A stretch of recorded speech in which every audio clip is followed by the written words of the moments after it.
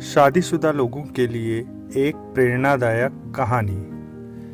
रात में नेहा ने अपने पति रवि से कहा कि वो उसकी ऐसी कमियां बताएं जिन्हें सुधार कर वो बेहतर पत्नी बन सकती है।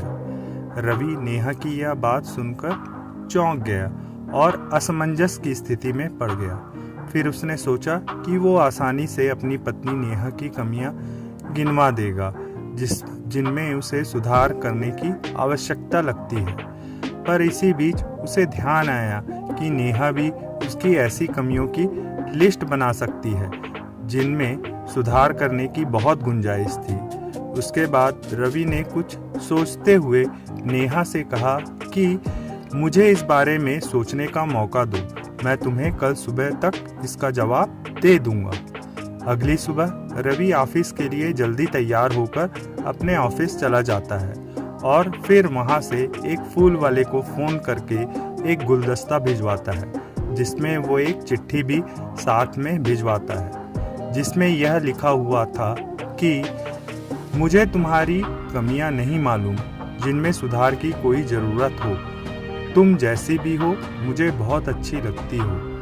शाम को जब रवि ऑफिस से घर लौटता है तो देखता है कि नेहा दरवाजे पे खड़े होकर उसी का इंतजार कर रही थी। उसकी आंखों में आंसू भरे हुए थे।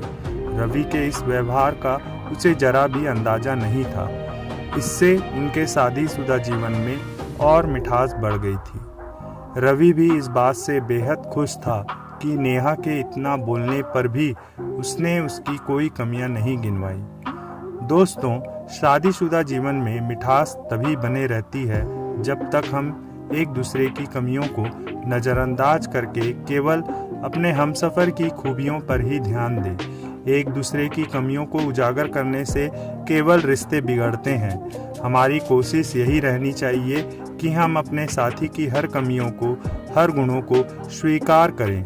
यह बात भले आपको छोटी लगे पर बहुत असरदार है और एक शादीशुदा जीवन में प्यार बनाए रखने के लिए काफ़ी है।